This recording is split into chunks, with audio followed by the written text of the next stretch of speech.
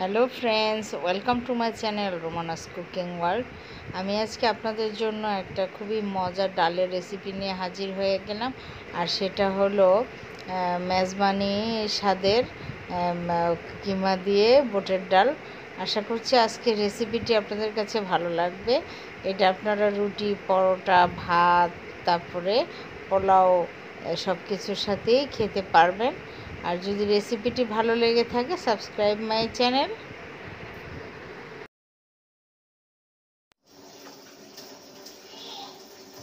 দিব পরিমাণ মতো তেল,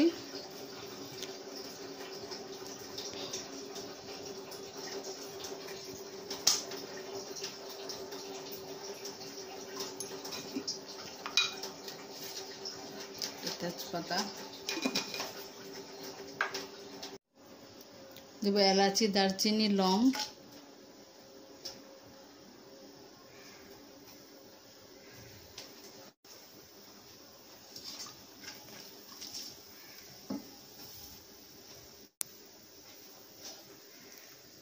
তিন চারটা শুকনো মরিচ।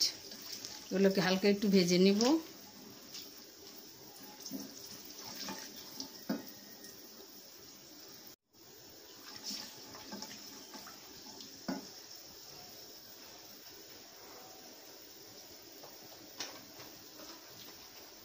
এখনটা এগুলো হালকা ভাজা হয়ে গেছে, দিব পরিমাণ মতো পেঁয়াজ কুচি,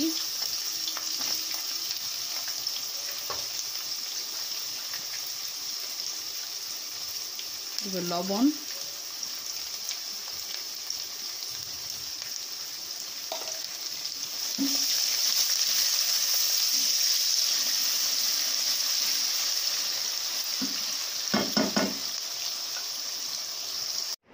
দিব 1 টেবিল চামচ আদা বাটা আর হাফ টেবিল চামচ রসুন বাটা। করে আবার একটু ভেজে নিব, যাতে আদা রসুনের যে কাঁচা গন্ধটা সেটা যাতে চলে যায়। এখন আমি এখানে দিয়ে দিব মাংসের কিমা। এখানে 1.5 কাপের মতো আছে। এটা গরুর মাংসের কিমা।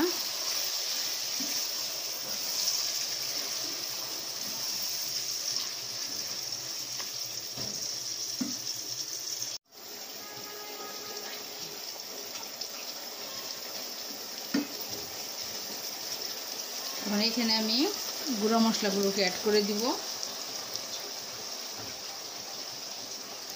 আমি হলুদের গুঁড়া 2 চামচ, ধনিয়ার গুঁড়া 2 চামচ, আর মরিচের গুঁড়া দিব 1.5 চামচ। ঝালটা আপনারা যেরকম খান সেরকম দিয়ে নেবেন।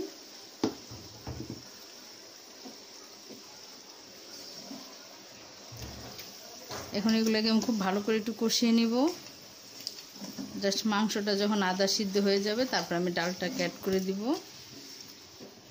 ডালটাকে আমি হাফ বয়েল করে রেখেছি হালকা সামান্য লবণ দিয়ে, আগে থেকে 7-8 ঘন্টা ভিজিয়ে রেখে।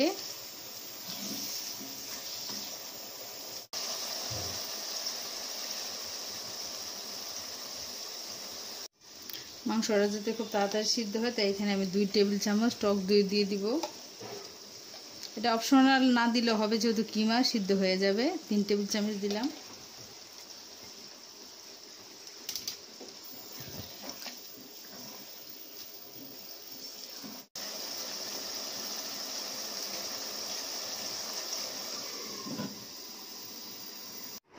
ফিরে আসলাম 10-15 মিনিট পর। এর মাঝে মাংসটা মোটামুটি অনেকখানি সিদ্ধ হয়ে গেছে।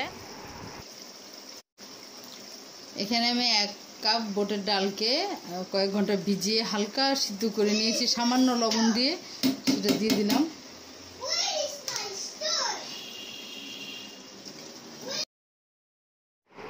এখন ডাল আর মাংসটাকে খুব ভালো করে মিক্স করে দিব কিমাটাকে। এখন আমি এখানে দিয়ে দিব 2 চামচ মেজবানির মাংসের মশলা। এই মশলাটা আমার নিজের তৈরি করা, আমার চ্যানেলে আছে, প্রয়োজন হলে দেখে নেবেন। আমি এটাকে আই বাটনে দিয়ে দিব। এটা দিলে আপনারা একটা মেজবানি ফ্লেভার পাবেন এবং খুবই টেস্টি হবে। আর যদি নাই থাকে তাহলে গরম মশলা দিয়ে দিলেও হবে।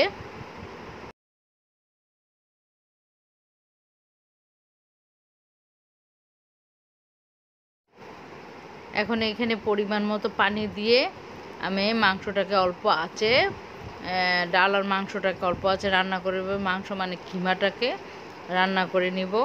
আপনারা যেরকম ঝোল পছন্দ করেন বা যেরকম রাখতে চান, আর এমনভাবে পানি দিতে হবে যাতে মাংস এবং ডালটা যাতে খুবই সফট হয়ে যায়। আমি একটু মাখা মাখা টাইপের রাখবো, তাই আমি অল্প পানি দিয়েছি। আর এরপরে কিন্তু বেশি নাড়াচাড়া করা যাবে না, এরপরে বেশি নাড়াচাড়া করলে ডালগুলো ভেঙে যাবে, দেখতে ভালো লাগবে না। ফাঁকে ফাঁকে আলতো হাতে এগুলোকে নেড়ে চেড়ে দিতে হবে।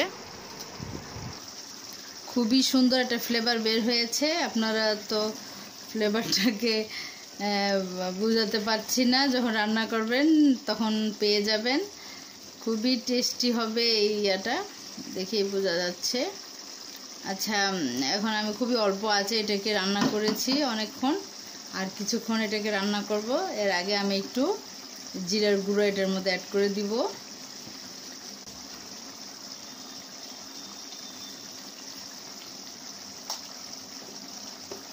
আর দিব কাঁচামরিচ।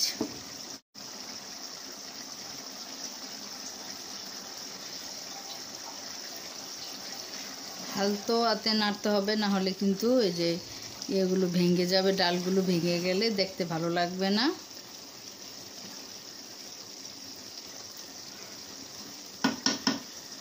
এখন এটাকে আর কিছুক্ষণ আমি ঢেকে রান্না করে নিব অল্প আছে।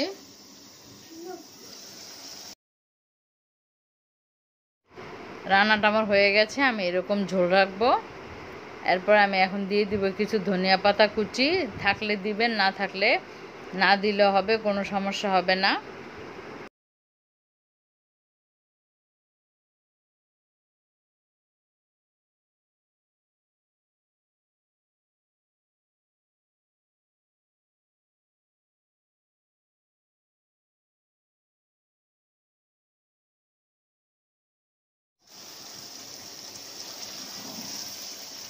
তৈরি হয়ে গেল আমার কিমা ডাল। আশা করছি রেসিপিটা অনেক ভালো লাগবে আপনাদের কাছে। আশা করছি রেসিপিটা আপনাদের কাছে ভালো লেগেছে। ভালো লেগে থাকলে সাবস্ক্রাইব মাই চ্যানেল। অনেক ধন্যবাদ ভিডিওটি দেখার জন্য। আবার ফিরে আসবো কোনো নতুন রেসিপি নিয়ে। সে পর্যন্ত সবাই অনেক ভালো থাকবেন। আল্লাহ হাফেজ।